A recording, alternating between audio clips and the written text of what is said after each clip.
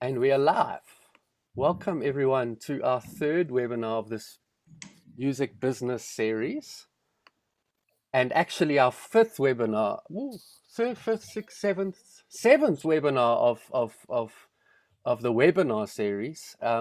Just a shout out to Samra and Samra Foundation. Thank you so much, as always, for supporting us and allowing us to put this on. It's been a wonderful series, really wonderful. And I just see James French here, so welcome, James. It's lovely to have you with us. My name is Cameron. I'm from New Music SA, and it's really wonderful to be here with you all. We are live on Facebook, and I'd like to introduce our speaker for today, Helen Vosloo. Helen entered fundraising through her career as one of the country's foremost classical musicians and as a founder of a rural music education and performance program in the Eastern Cape. In close to 15 years since then, she has gained extensive experience as fundraiser. The GIBS Social Entrepreneurship Certificate Program, which she completed in 2015, offered a significant opportunity to deepen her knowledge base. Her fundraising experience extends to building relationships with corporate, government, and philanthropic bodies, both inside South Africa and abroad.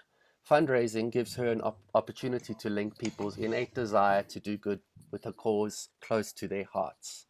Helen works in collaboration with Funding Solutions, who helps individuals and NGOs to raise funds they need to change the world in their own unique and significant way. What a wonderful paragraph. Helen, it's wonderful to have you with us, and it's lovely to have you back with the New Music SA team.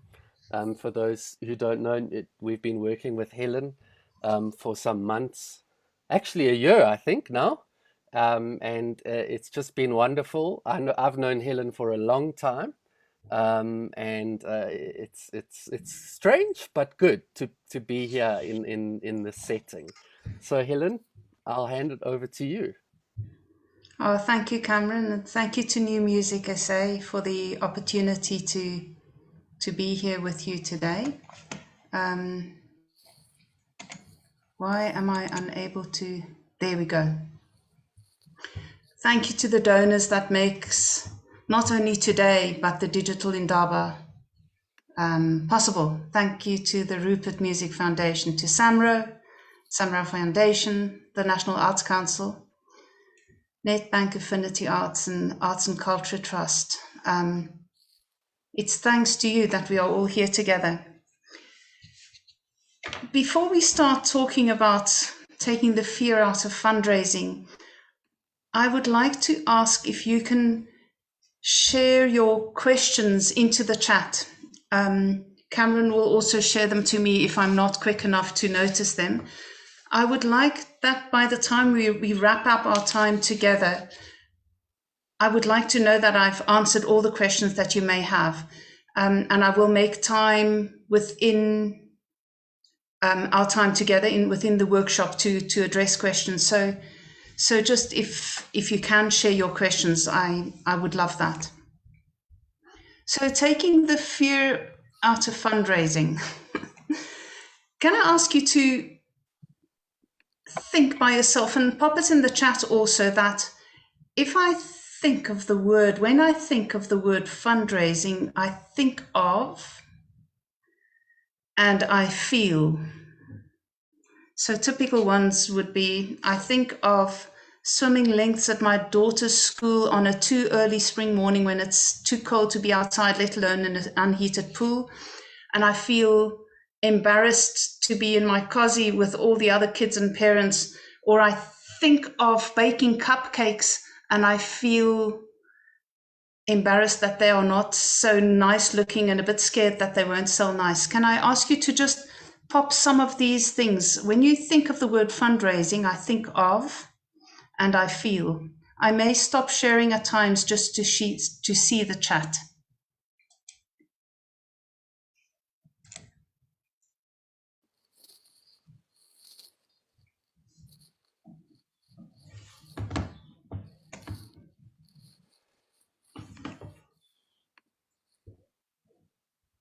So there's one comment. I think of trying to convince rich people of of supporting something they may have no clue about or interest in. I like it. And how does that make you feel? Trying to convince rich people to support something. Yeah, there's another one. I tend to think of fundraising as of something that teams or corporations do. And I feel it's too daunting for me as a single person. Yeah, I'm with you. And here's another comment. It makes me feel exhausted before I've even started. Especially when there's so much need in this time.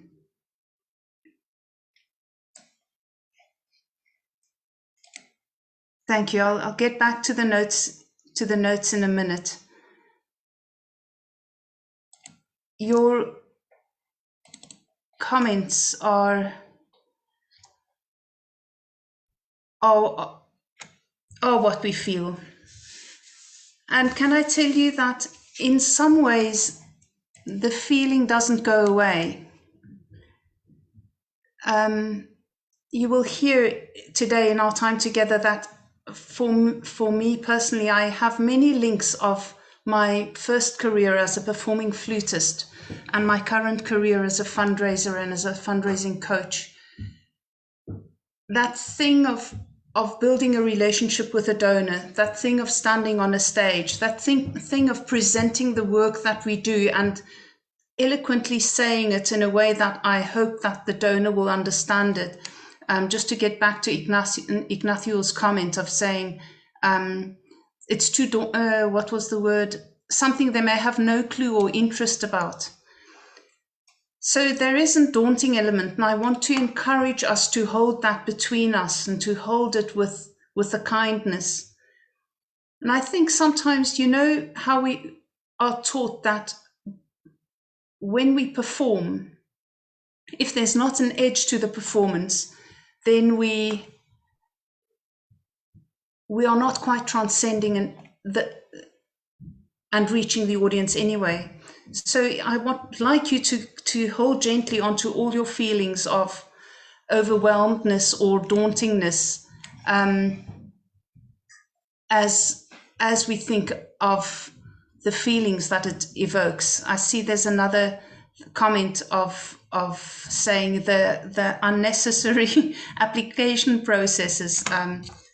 Let me make a note of that. I'd love to go to that later on. I would like to tell you about my journey. I started my very early on. I loved playing the flute and I became a professional musician. A theme for today would be about relationships. So here's the first story. My mom was a graphic designer. This is pertinent, you'll hear now why. In my matric year at school, I won a scholarship to attend a summer school in the States. My family could not afford the airfare to get me there. And although it was a funded scholarship, the airfare was just a bit beyond my family's need and my ability. So I remember the stress in the house around this, you know, the wonderful opportunity, and yet how does one now do this? And I remember my mom had a big graphic design table with a bar stool, and she took out a most beautiful piece of letter writing paper. This is the 80s, you must know. We were not writing emails. And she wrote a very beautiful letter, and with a prayer, we all licked the stamp to go onto the letter, and off she sent the letter. You can imagine how much money she raised for my flight to the United States. Zero, absolutely zero. There was one very crucial part missing of the letter that she sent. An acquaintance of ours, the daughter graduated very well, very much wanted to do a master's degree in the Netherlands, and the same situation. How does she get there? How do we fund it? The father took a different approach to what my mother's approach was. He thought by himself, who are the people in my network that I know that has some financial influence, or perhaps are even wealthy in their own right. Who do I know that I could ask for advice to link me to the correct person? His daughter's studies went very well in the Netherlands, and she did very well with her master's. Why was he successful? He approached one friend and he asked the friend for advice. And the friend said, you know what? I don't need to introduce you to anybody. I'm that person. I'm the one that will do this for you. Can you see the difference that there was? The one looked for a relationship, and the other one wrote a letter as beautifully as she could on her most beautiful piece of paper. So let me just look at my notes. I don't want to miss anything. I returned back. I told you I played the flute. At some stage, working with a National Symphony Orchestra at that time, was it with the SABC? I can't remember still. I got a job offer to work in Finland, a chamber orchestra there. And on my return, I said to myself, if I come back, I'd like to play a role in extending the opportunity of a music education to children who continue to be denied it within South Africa.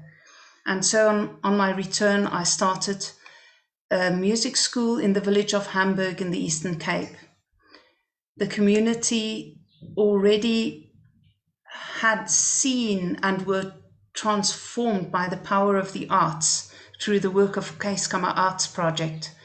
I saw the work of the Keiskamma Art Project while performing at Grahamstown Festival. I was transfixed by the work, and so started Keiskamma Music Academy. So when I started this idea, I just returned from Finland, and I said to a very good fundraiser friend, I said, please, can you help me fundraise for this? And she said, no, Helen, you need to do it yourself. And I said, no. And she said, it's the only way. After 3 years, you can hand it over to somebody, but you have to start the fundraising yourself.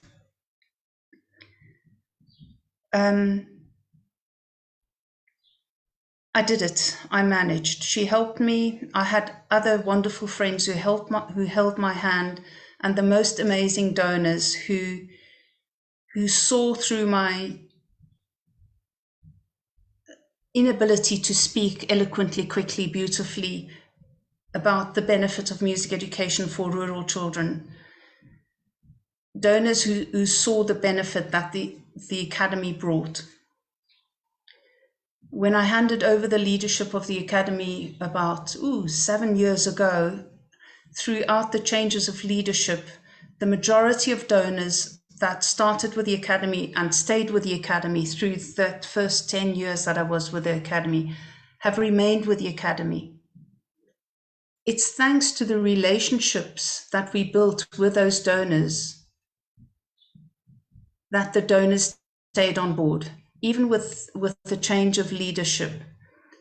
Had I handed over the fundraising to an agency who could have taken 30% or plus a commission, plus whatever else, the relationship would not have stayed inside the Academy. And I want to encourage you today to really take on fundraising as your own relationship, and to hold the relationship. Money is power. There's energy in funding. Hold that energy close to you. Don't park it off to somebody because it's just too horrible, the unnecessary application processes, David, as you mentioned. That's my theme for today, is build the relationships for you. Which brings us exactly to fundraising that is not about the money. It's about the relationship. What do I mean by that? I mean that people give to people. fundraising is 80% emotion and 20% fact. So my mother's beautifully written letter that was factually very correct didn't lead to funding coming in because there was not a relationship and there was no emotion in her request to the prospective donor.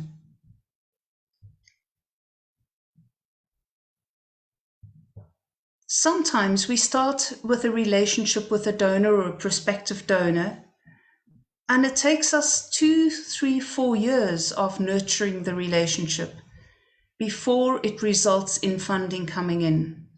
It's just sometimes the donor is each donor has their own focus, their criteria, the things that blow their hair back, which is their right, just as it's all of our right to prefer to drink coffee or tea or hot chocolate. So sometimes we contact a donor and they say, oh, that sounds wonderful what you're doing, but we're in a 3-year cycle now, and we're at the end of year 1 of our 3-year cycle of specifically early childhood development and the arts, for example. And so I make a note to myself, I know it's August, so August 2024, I'm not going to be quick with my maths, I can see it. In 3 years' time, 6 months before that, I will take up the conversation with this prospective donor. But in the meantime, if something amazing happens with the work that I'm doing, I'm going to let this prospective donor know. I will say, I enjoyed talking with you when we did. I know that the work that we do is not within your focus, but I just thought I'd send you a story or a small video about a recent performance, or a small success story about a child's life that was transfixed because of arts education. I would like to jump into saying something about marketing and what is the difference between fundraising and marketing. One of the fundraising jargon phrases is that program informs fundraising and fundraising informs marketing. There would be a few ways to say it. One way would be to say, I can market a bar of Lifebuoy soap we all need to wash. And I can market a performance of a new work. But we know that marketing a performance and the income that comes through the door is insufficient to pay the costs and the artists and the creatives behind the production.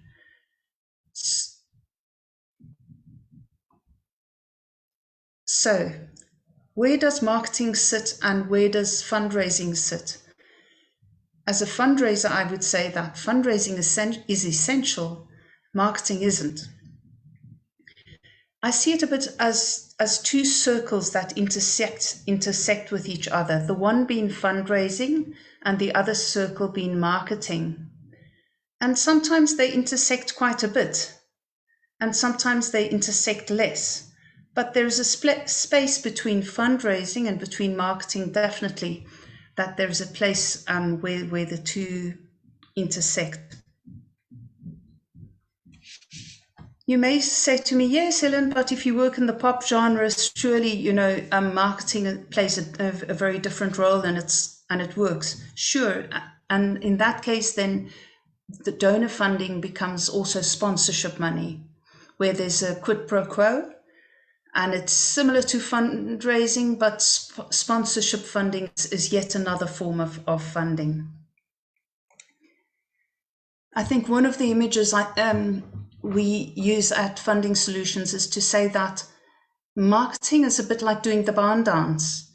It's jovial and you talk to everybody, whereas fundraising is very up close and personal. It's a bit like dancing the tango. As the fundraiser, you talk to the individual, to the donor, you know things about the donor, the relationship is much closer. You will, in the end, speak the language that the donor needs to hear from you. And so there's space for both. I thought, just very briefly, from a fundraising point of view, today to just look at what the legal forms are that we can constitute ourselves in. I saw earlier, Lauren, you speak of yourself as an individual.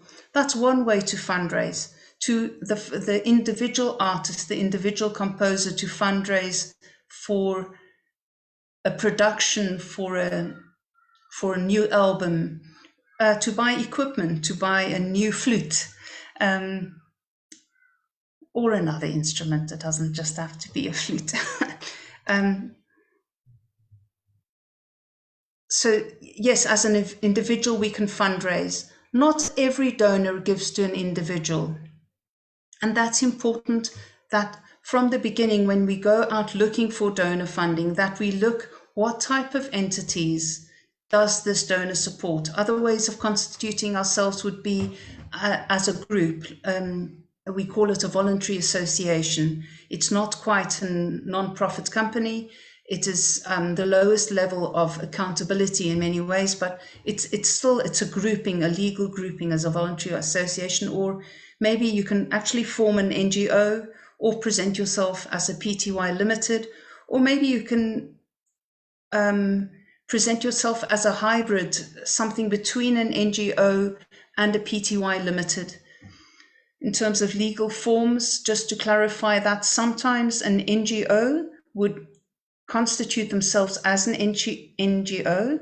They would have different donor streams coming into their NGO. For example, government, individual donors,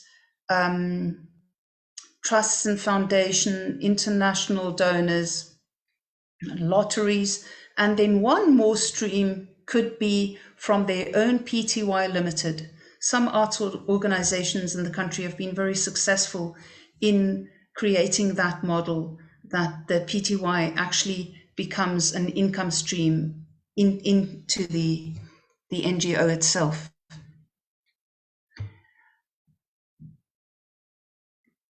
I would like to talk a bit about the arts. Cameron, was it you? Somebody mentioned earlier, with an overwhelming need around us, then to fundraise for the arts as well. I think of a quote that's attributed to Churchill, in which people said to him, "But you need to cut the funding to the arts. These are war times. You need to cut the funding to the arts. What are you doing?" And he said, very famously attributed to him, he said, "If we did that, then what would we be fighting for?"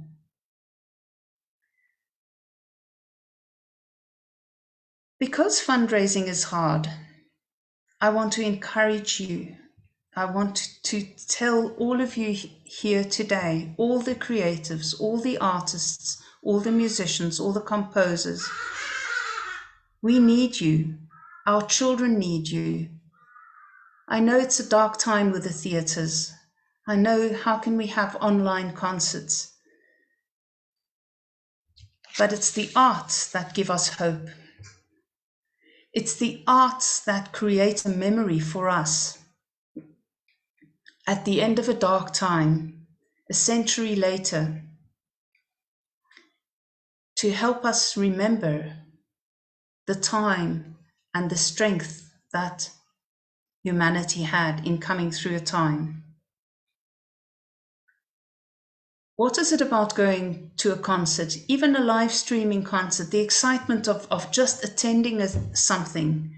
It makes us forget. It makes us forget about our elder in the room next door who's ill, or at home when we actually finally go out again for a concert.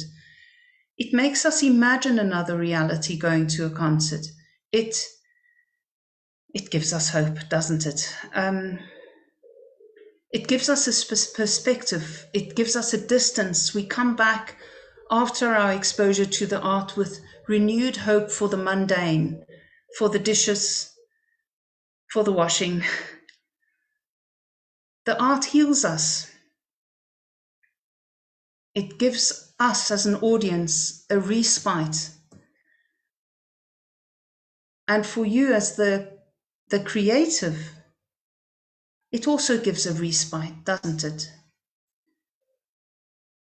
We make art because we have to. And I think we are neurologically wired with a need for music, with a need to hear something the next morning after a performance. In short, what you do has value. When it's hard to fundraise for it, don't think that the art doesn't have value. You have value, and the art that you create has value. Your work is worthwhile enough that you put on your boots and you find your bootstraps and that you do fundraising. It's possible. I want to encourage you to do it. We need you to do it. We need you to create art. We need you to perform it. And we need you to continue doing it. Sure, that was a bit of a soapbox speech. Can I just ask, how are you all doing so far in the workshop? This being online makes it always one-sided, seemingly one-sided with little comment coming in. Cameron, how is it looking with We're well, comments? Helen. We're well, thank you. Are you with me? Yes, we've got 9 people in the room and a couple people viewing on Facebook. Today, Facebook decided to share this to my personal profile. So we are trying our best to share it on the New Music SA page. This has never Oh, my happened word. before, and I apologize to everyone about that. But we'll make sure we repost this as well once we're finished. Okay. Oh, this technology does what it does, doesn't it? Yes. Yeah. Thank you, Henriette. Thank you. So I started off by telling the story of my mom and the beautiful letter that she wrote and the zero funding that she raised for her darling daughter's scholarship. I think by far the hardest part of fundraising, and still for me 15 years later, is the part of building the relationship. It is so tempting to do what we call a spray and pray, to write some generic proposal. Don't forget the beautiful paper, just joking, I know it will be email. And to spray and pray it, send it to 50 prospective donors with the hope of raising income for your endeavor, for your project, for your NGO, for the hope that you create through the arts.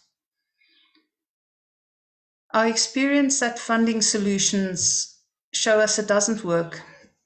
And even way before Funding Solutions, I remember with my time at the Music Academy once when, sure, I was just not raising income, and I did one spray and pray. 40 proposals within space of 2 weeks. I raised this much. Absolutely nothing. It is because people give to people. And so the hardest part of fundraising is picking up the phone and starting a relationship with a prospective donor. Talking of spraying and praying, a colleague of mine at Funding Solutions started coaching an NGO last year, and as she got there, they just submitted 60 spray and pray proposals. You can imagine how much they raised from that. Nothing, zero. But within 1 month of coaching, building relationships with prospective donors, they got one donor. They are in the education space, and a donor came on board with a grant of a couple of R100,000. Why? Because there was a relationship, because the entity, the NGO, heard closely, listened to exactly that which the donor is engaging with. The donor didn't just engage blanketly with education. There was a specific niche within education that this donor engaged in. If this school had submitted a spray and pray proposal, they would have missed the opportunity, because they would have missed the specific aspect of education that this donor gives in. So this being a hard part, we start off by looking for donors. We ask friends, we look at concert programs, we look online. Who are the donors? We mentioned earlier this workshop today. Let me just scroll up and find them here. Here they are, the beautiful donors of today. We look who they are, and then we go and research them. We look, what does SAMRO engage with? What does SAMRO Foundation engage with? What kind of projects have they funded in the past? And all the time we are weighing up the prospective donor against our own endeavor, seeing, where do I see the links? Where can I make relationship? Where does it hold together? Sometimes we make the receptionist at a donor our best new friend. Doesn't mean you have to speak to the CEO. You just have to start somewhere, building a relationship with someone. And then this first, let me just get to where we are. This relationship building, remember, it's not about us. It's a little bit like when we are dating somebody. We don't go in dating the person telling how fantastic we are and how amazing the work that we do, how groundbreaking. No, when we go into a new relationship, we are keen to hear. So we go in with the proverbial 7 questions into a new donor conversation. All the time hearing what exactly it is that the donor engages with, and weighing it with that which is dear to us and which we are busy with as the creative. And if in that brief conversation it seems that there's really no synergy, we thank the donor for their time and we say, thank you, but there really isn't synergy. Here is a small story. In my time with the Academy and fundraising for the Academy, I know still today, I know in my heart of hearts that children who play beautiful music and practice hard, children in a rural community who then go and play a concert to standing ovation, who, as if they see themselves through the eyes of that audience, have a new belief in themselves, a belief outside of the dysfunctional school that gives everybody 28%. Whether they become a rocket scientist or an accountant, everybody gets 28% for anything, because the school is so dysfunctional. So the child starts seeing themselves in a new light, as a new person. Also because they get 98% for a UNISA benchmark theory exam. So this is what I said to a donor that funded within the space of HIV/AIDS. I said, a child with hope doesn't engage in risky behavior because they have hope for their future. Sorry, I said funny. The child who plays an instrument at a high level, who works hard, who performs concerts, maybe nationally, maybe internationally, is less at risk of contracting HIV/AIDS. And the donor said, she laughed and we ended the conversation. She said, no, Helen, it's too far. I don't find your link. That was a joke. But we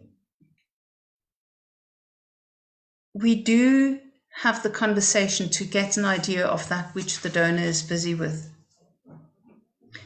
Can I, in the chat, ask if anybody want to share an idea of what you think may be obstacles for you to build a relationship with a prospective donor?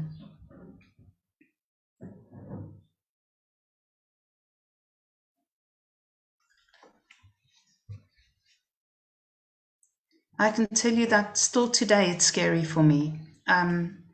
I prepare my little notes very nicely. I get my 7 questions written down, take a deep breath, and then I call, and then the next week I have to call 7 days a week because the person never answers the phone. But if you could in the chat just say, what do you think would be hard for you? What would be an obstacle for you to build a relationship with a prospective donor? And then let's talk about overcoming them.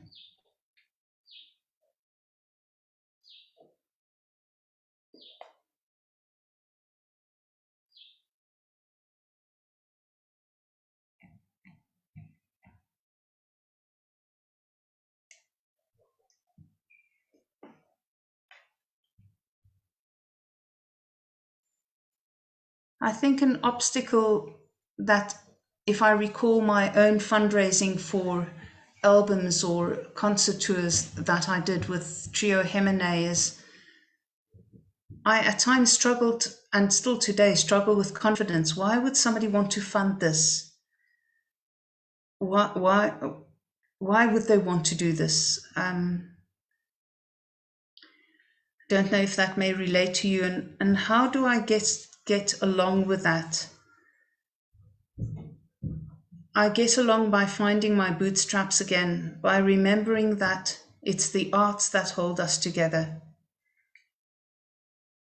by remembering that there's a place for the arts, and that if I were not to approach this donor with a request for this endeavor, then another musician or artist or creative would be approaching this donor for this funding. Remember, this donor has money specifically earmarked. By now, you've done your research. I've done my research. I know this is what the donor engages in. So I don't know if that helps. The cold calling is coming up as being heavy. Let's see. Thank you, Lauren. That is intimidating. What is the best way to make the first contact? Let's talk about the cold calling being hard. I agree it's hard. It stays hard. It stays hard for me 15 years later. How do we get around it? I've said how I get around it with confidence. The other way I get around it is that I know that this is the mandate of this donor, that this donor's purpose is to give in a certain arena. Just like the performing artist's arena is to do something, this donor's arena is to fund certain performances. Tell me if that works for you as a way of getting around that obstacle. There's another comment here as, how do we weigh our need versus somebody else's need? Yeah, that's a good question. How do we weigh up the need of hunger versus the need of the arts? How do we weigh up the need for education at early childhood development level versus the need for education at tertiary level? How do we weigh up the need for a child who needs a wheelchair to get around, to have a wheelchair, and a school that can accommodate a wheelchair? How do we weigh up an artist needing to create music? There's space for all of us. And for us in the arts, let me include myself in as a memory. There's space for us in the arts. We need to be there to tell the story. We need to create the hope that people need, let alone in a dark pandemic time. Tell me if that works for you. The fear of being rejected. Oh man, that is a hard one. I think it remains hard. But remember, the first part of this is about building a relationship. So when we are building a relationship and we are not looking at the money, but we're looking at the relationship, rejection is not part of it. It's as if I'm talking to a potential new friend and seeing if she loves lettuce the way I do, what kind of chocolate she likes best. And weighing up the criteria of that which I'm doing against that which this donor is providing. So it's intimidating, the cold calling. It is hard. But remember, by the time we are calling, it's not so cold because we've researched the donor. We've looked on the internet. We've looked maybe at concert programs. We've spoken to friends. We've even got an idea by now that James and Henriette at, for example, Sanro Foundation are really some of the kindest people to speak with. And so the rejection doesn't lie within building the relationship. I want to encourage. The rejection comes much later. And remember, because we're building a relationship, our chances of being rejected is reduced by, I think, 70% less chance of being rejected. Here's a favorite example of mine. Let's imagine there's a braai. And so we are, I'm invited to the braai.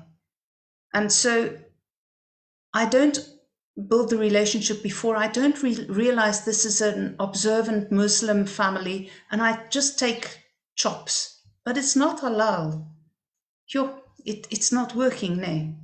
Another silly example, go to a braai, but I didn't realize this is a vegetarian braai, so I arrive with a sausage. When we build the relationship, the questions that we ask become appropriate, so that when I speak to the donor and I build a relationship, I'm not going to ask a banana from the banana plantation. I'm not going to ask a banana tree from the greengrocer. I'm going to learn who my donor is. Is my donor the banana plantation, or is my donor actually the greengrocer? So that I know that I ask appropriately. I'm not happy with my metaphor about the braaiing. Let me say it like this.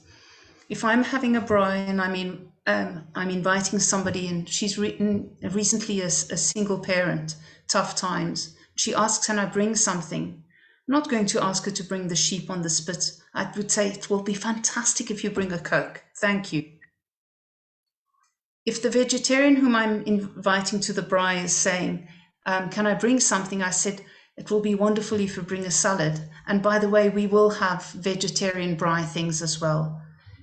Can you see, I am honoring what I ask from whom by knowing who the prospective donor is.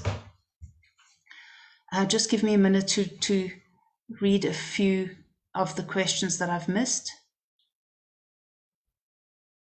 Here is a question.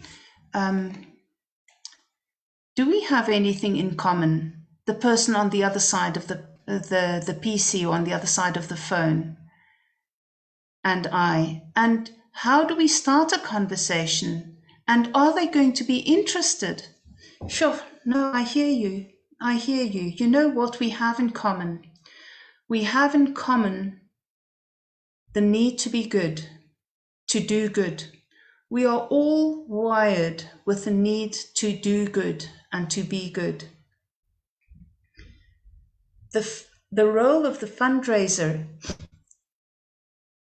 and why I find it such a wonderful, blessed space, is that I'm linking the innate desire of doing good of the donor. I'm linking that with the NGO or the creative or the composer or the musician needing to create something of goodness. So we are not begging from our donor. The donor has a need to do good. And by law in South Africa, companies are needing to do good by X percentage, depending which way you look at it, of their profit. So what do we have in common? The person on the other side of the table and I have in common our shared humanity. We have in common our shared need to do good. Oh, I forgot I had a light. Let me turn that on, then I won't be quite so dark. How do we start a conversation? Thank you. Thank you for asking that question. I forgot to say that part. We start a conversation by saying, "Hello, Cameron. This is Helen calling from New Music SA. Is now a convenient time for you to talk to me? I have two questions that I'd like to ask you, or should I call back another time?"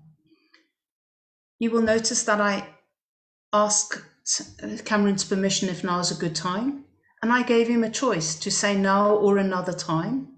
And so I acknowledged and I honored him as the other person in this relationship from the beginning. So if Cameron says, "Yes, I've got 5 minutes now," or he says, "No, it doesn't suit me, call me tomorrow morning at 10 o'clock. Well, tomorrow morning at 10 o'clock, if you've got a start of a rehearsal, you're in a bit of a gedoente. But if at all possible, tomorrow 10 o'clock, if you can, just say to your colleagues, "Listen, guys, just 5 minutes. I just want to make a phone call."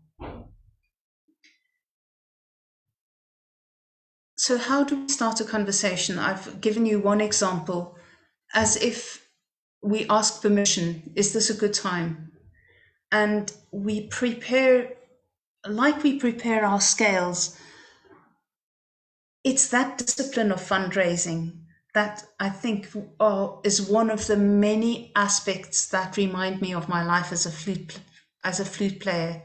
Sure, the diligence of preparation, of really knowing your scales, of me really knowing my scales, that I can really trust my fingers around certain very difficult patterns, so that when it comes up in the repertoire, I am ready to play it without needing to spend 9 hours a day for 9 days.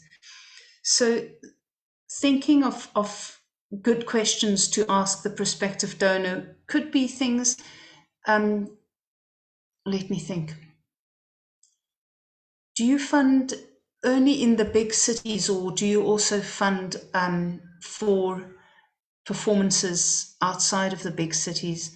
Do you have a focus in a specific province where you prefer to fund? And if so, do you have a rural or an urban focus in your funding? Do you have a preference to fund capital outlay, or do you prefer to fund the actual performance costs? Are you willing to fund some of the marketing and administration costs that it takes to put on a production, or to make a recording, or to commission a new work?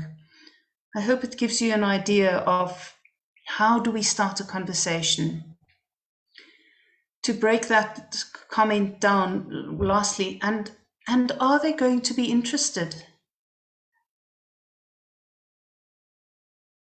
Let's first turn it around and say, am I, as the fundraiser, as the creative fundraiser, am I going to be interested in this donor? I think what comes around, that's the wrong language, but I think if I can show respect to my donor, that respect returns. We become it becomes a circular economy. So are they going to be interested? I think it's more about whether are we going to be interested in them. Thank you. Say you like the story. Thank you. What happens if you're just trying your luck? Trying to fit into a donor set of pillars. Oh, that's such a good question. Yes. So can we talk about that? So say I'm a flutist. No jokes here. Shall we say I'm preparing an album of newly commissioned works. And the donor says, we are interested in education only. Oof, what now? What now?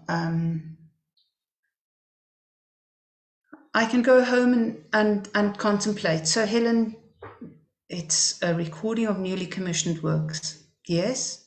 What is the educational part? An educational part could be that you give specially an opportunity to young composers, and that there's a teaching element with some of the top composers in the country, and a mentoring process.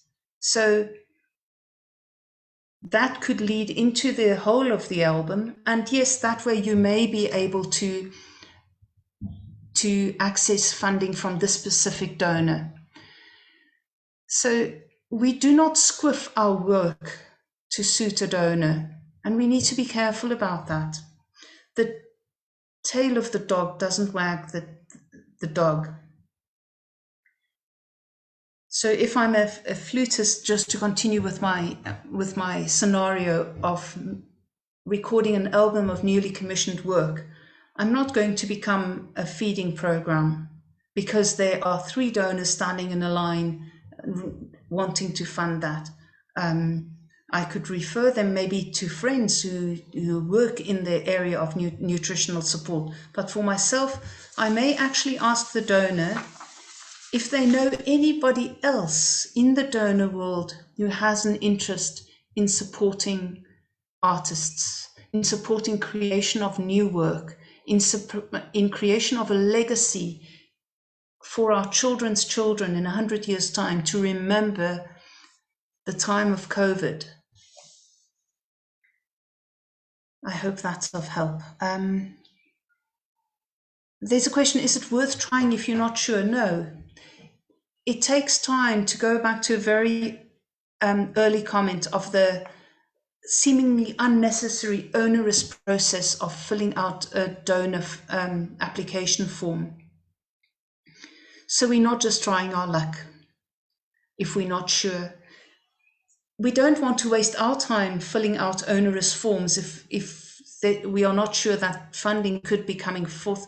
And also we want to be respectful to the donor. We don't want to fill out a form that the donor has to read, knowing full well that this is really not in the donor's area of interest at all.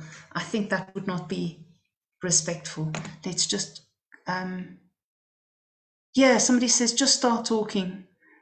Just question mark. I think instead of talking in the relationship building with the donor, rather start hearing.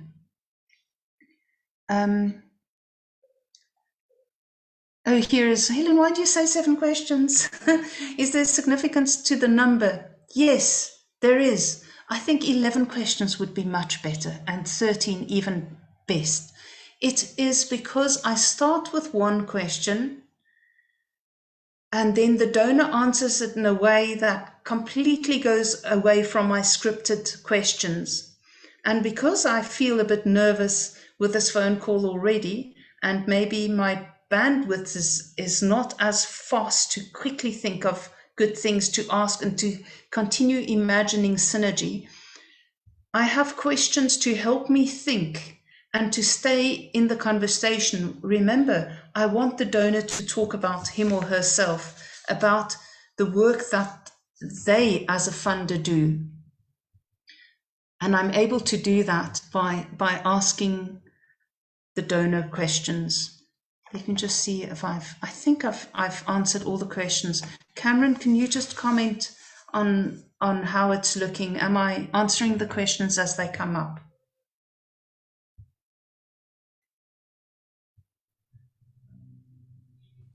You are, Helen. All good for now. Okay, thank you.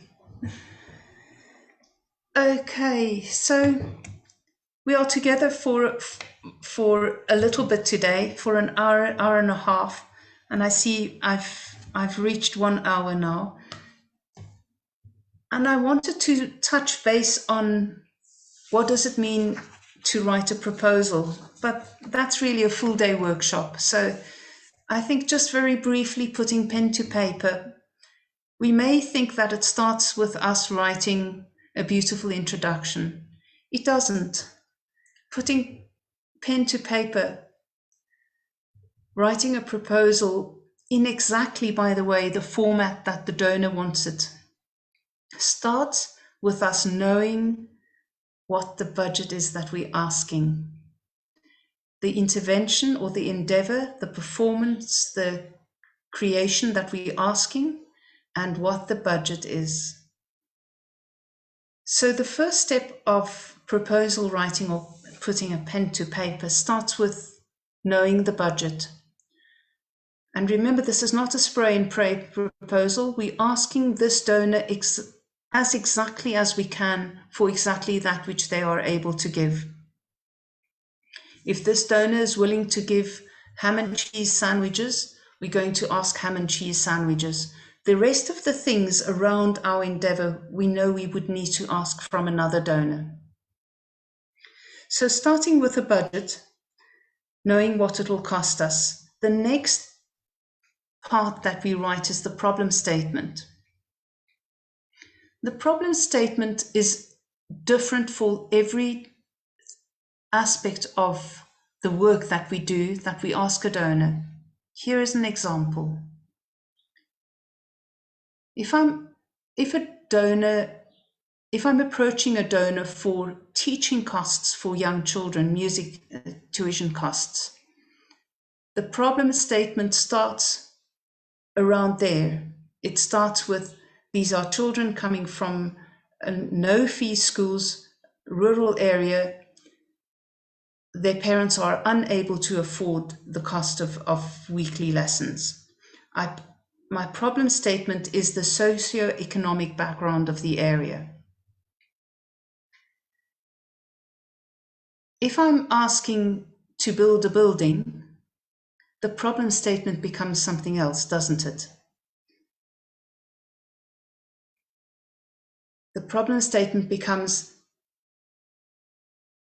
just thinking back of the time with the academy, that the academy is 100 children strong. So far we've coped being at certain rooms at the local school, but it's not sustainable for us. We need our own premises.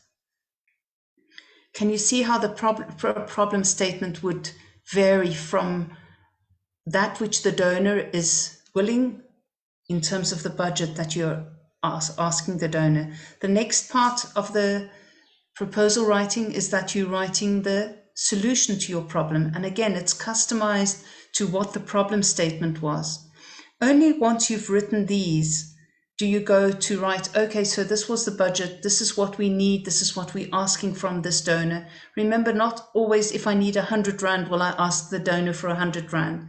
In my conversations with the donor, it was clear that although it costs me 100 Rand to do this, this donor can give 15 Rand. So in my proposal, I won't ask the donor for more than 15 Rand because it would be rude. I already know the parameters. As I said earlier, I'm inviting a friend who is not in a very good position, a single mother, and I say, it will be wonderful if you bring a Coke. I'm not asking her for something outside of her means. And the same with donors. We approach them for that which they are able to give. Once we've done that, we write an introduction and we write a cover letter and a conclusion. But as you can hear, proposal writing actually then starts with, what is it that we're asking? What is the budget that we are asking from this donor?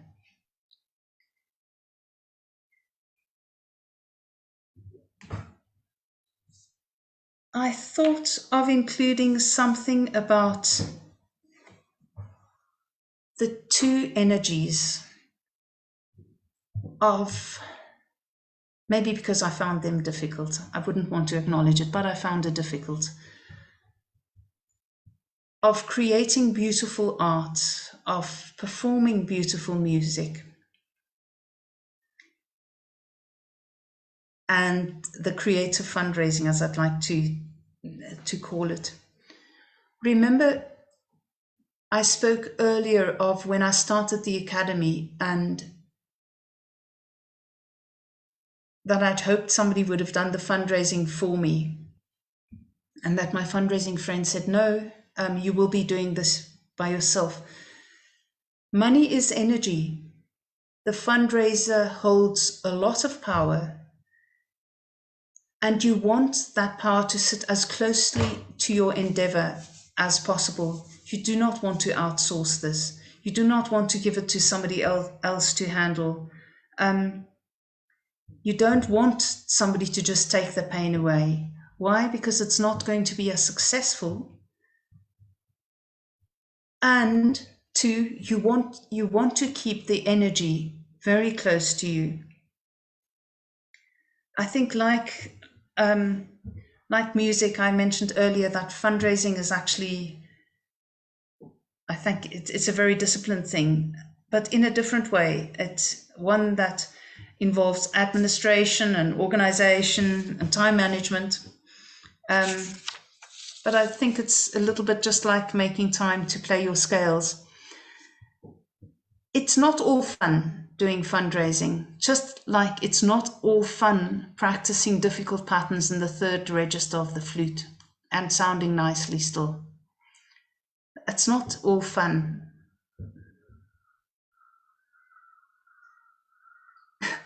They are not all fun all the time. Even playing the flute was not all fun all the time.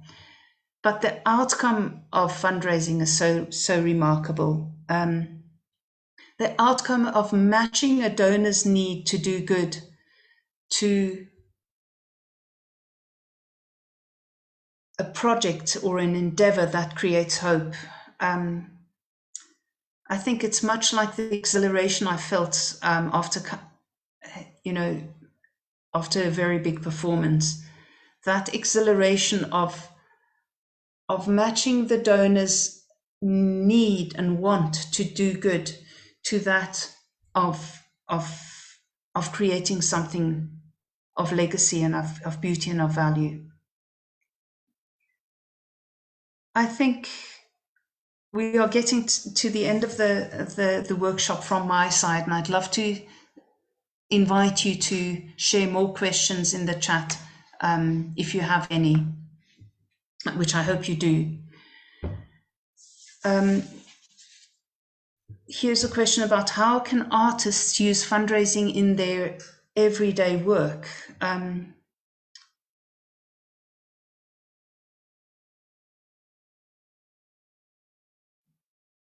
Tell me if I answered you correctly, and then if I don't, you can elaborate on the question.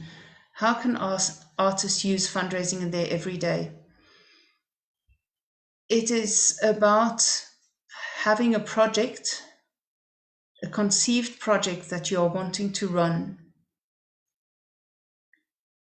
believing in it, and then going through the process of fundraising towards that. It's not rocket science. Fundraising isn't rocket science. Even I can do it, and I don't speak smoothly and easily and elegantly. Fundraising is about just continuing doing it. I think a bit of all the years of doing tone quality exercises on the flute. Just every day as I start again to do it again. I think fundraising is not dissimilar. It's just to continue doing it for the benefit of the hope that you are creating through creating that, through performing, giving gestalt to that which you are creating. I hope I answered the questions how artists, how you use it in your everyday. I think fundraising is a bit like a muscle. the more you practice it, the better your skills get. Excuse me for always going back to them, even if it's a Dorian mode. Yeah. Did you ever fundraise when you were mainly an artist? Is that how you found your way into fundraising? Yes, I did. I started fundraising while I was a performing flutist for several performing projects, tours, also for studying abroad, and for making albums, and for concert tours, I think I seem to recall. I want to say about the time when I was mainly an artist and when I was fundraising, and we speak about the energy of creating. I found that my best fundraising phone calls were at a time of heightened excitement for a performance. Actually, I think the level of vibration just was such that I had more courage to call donors at a time when I was purely practicing my scales. Maybe it works for you as well. There's a question about advice for students fundraising for overseas studies. Oh, I didn't speak about crowdfunding. Thank you. Maybe I can bring that into this topic now. Just want to check the time. Okay, it's 6:10. Crowdfunding and fundraising for overseas studies. Absolutely. There's a ZA Bursaries website that I know I'll waste our time if I look at it now while we are inside this workshop. But simple Googling. Talk to friends. Look at also bursaries, not just from South Africa sending you abroad, but also from entities abroad offering scholarships. Do I have advice for you for overseas study trips?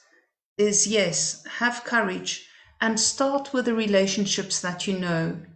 Start with people that you know in your network, an artist that you've seen perform at a concert.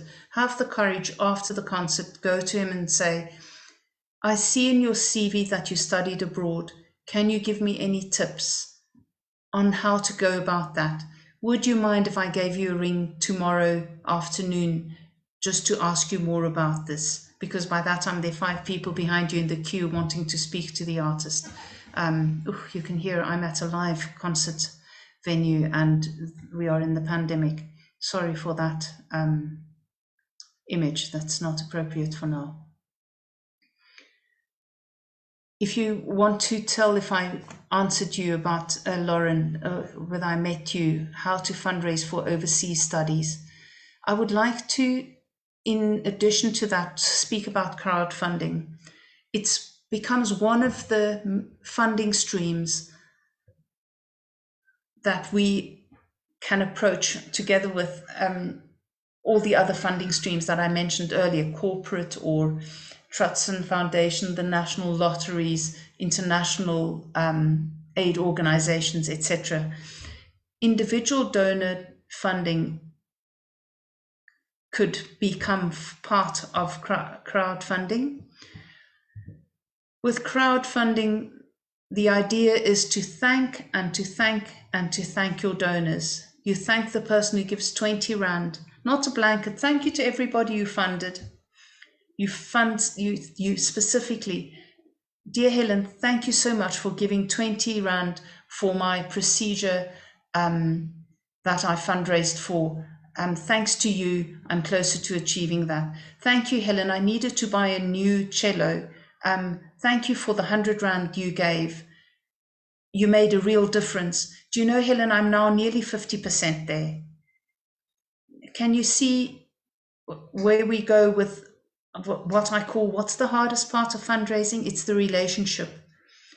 It's building the relationship and then nurturing the relationship, which means thanking and thanking and thanking 7 times. And it's not on an official letterhead and an official email. It's a small WhatsApp text.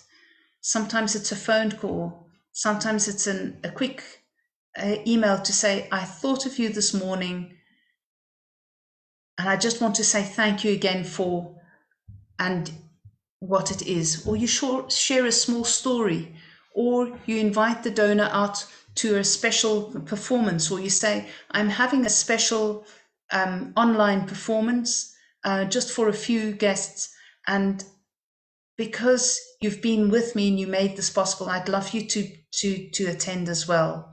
It's not an open to everybody performance, but it's my way to say thank you to you. And so to get back to overseas studies and crowdfunding. So with crowdfunding, we start with a crowdfunding, and there are many small amounts that come in through our family, our network of family and friends, and every friend's family and friends. So we make many circles of influence through crowdfunding. And all those 220 Rand, sometimes a 2,000 Rand, may not make the difference we need, but through the crowdfunding and through us sharing through our networks and our friends' networks, we hopefully catch one big fish that makes it possible. But the important thing is to really thank your donors, to thank them with complete integrity, in a heartfelt manner, and with complete honesty, not with hyperbole and empty words, but truly just to thank. Because remember, people give to people. It's not something outside of ourselves. It's one individual's need to do good, whether it's part of a foundation or a corporate or a trust. It's one person giving to another person. We must always remember that in our fundraising. We must never think that it's outside or something bigger outside of us. And let me just look here. Could you elaborate on how you went about fundraising for overseas studies? I hope I've spoken a little bit about that now. Oh, thank you for sharing that link already. Oh, and there's another wonderful link. Thank you for sharing that. Are there any other questions? Cameron, how are we doing? Helen, at the moment, we don't have any more questions, as far as I can tell. Okay. Thank you, Cameron. I'm actually at the end of what I'd wanted to share. I think two more things, and I've said it so many times, is that people give to people. I remember playing a concert and feeling very nervous. And a wise older friend, I was still a youngster, he said to me, "Did you know what? Did you know that they brushed their teeth this morning?" I was scared of a very learned audience being in the audience that evening. And that little story has helped me my whole life. And when I feel scared of calling a donor, I say to myself, "Hey, Helen, you know what? Imagine they brushed their teeth this morning." So just that. As the fundraiser, it's this wonderful place to build the link, whether it's you fundraising for yourself as an individual wanting to go overseas, or you as an individual with a project, an endeavor, or whether it's your NGO that you're fundraising for. As the fundraiser, it's this blessed bridge making place that I find incredibly rewarding in this time as a second career. Just want to check my notes if I left anything out.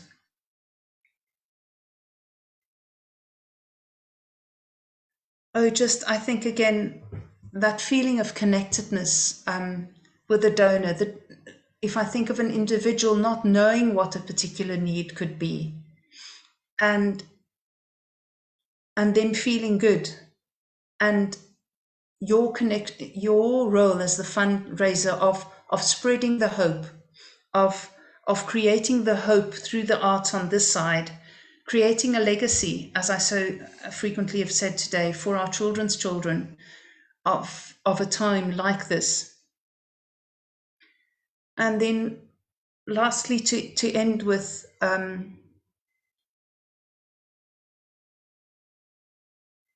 there's no silver bullet to fundraising. There's no one way to do it. I don't have a slide saying anything like that. It's just to do it iteratively, like scales, iteratively. And if a donor call is a bit rough, maybe their dog was ill this morning and maybe they didn't sleep well.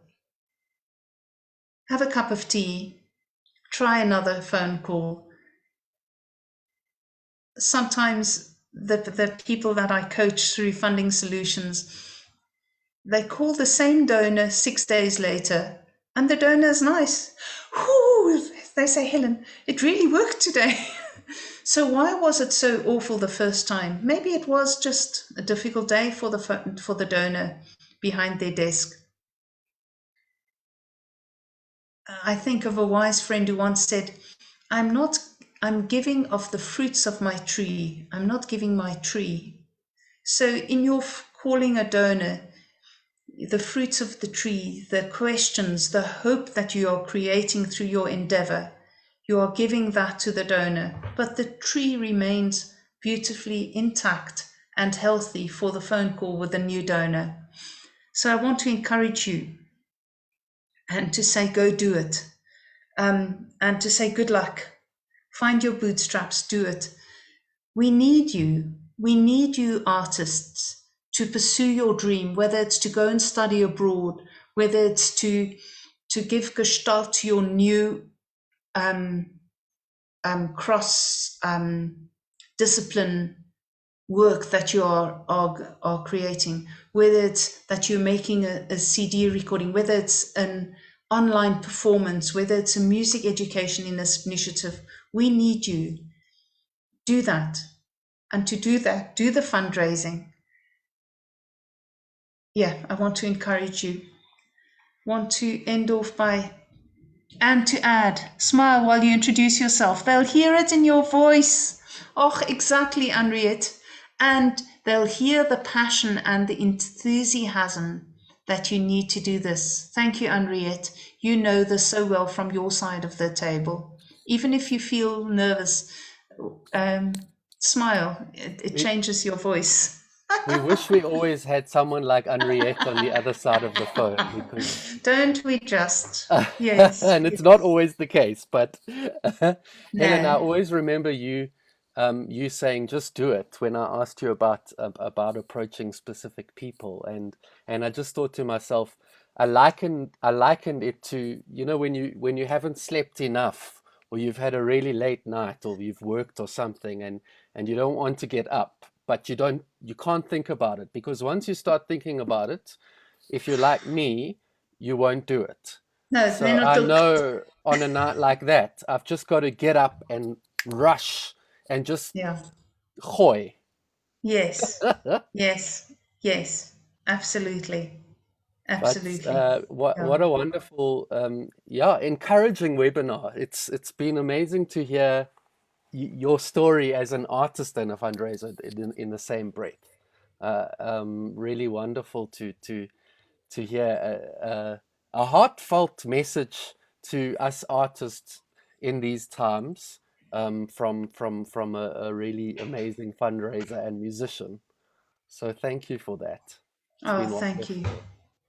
Thank you. And Can I just yeah, end? I just realized I just of wanted course, to tell yes. something about funding Fundraise. solutions that I work in conjunction with. There is our website. Um,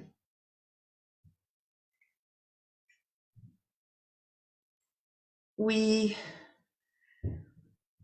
find incredible and wonderful success in our fundraising coaching. I've said earlier that you want to do the fundraising for your endeavor yourself. You do not want to find a way to outsource it to somebody. And through fundraising coaching, we help and handhold and encourage and help the organization or the individual to fundraise for that which they are busy with. So I just wanted to bring that in as well. Thank you, Cameron. Thank you, Helen. And of course, if anyone needs some follow-up information, just let us know, either on Facebook or by emailing info@newmusicsa.org.za. And just a thank you again to our wonderful sponsors, Samro and the Samro Foundation, James and Henriette. We really appreciate you being here as well. And we've got one more of these to go, which I'll be presenting on creative paths in the creative industry, and I hope to be able to shed some light on what it's like to be a freelancer in these times. Just some nice comments here from people. Helen, thank you so much. This has been wonderfully interesting. From Lauren, thank you for joining us. It's been wonderful to have you. David says, brilliant prezo. David always comes with a very hip language. Thanks, David. And yeah, we'll see you all again next week. And just keep safe and well and healthy. Thank you. All right. Thank you. Thank you so much. Goodbye, everybody. Bye all. Happy fundraising. Thank you.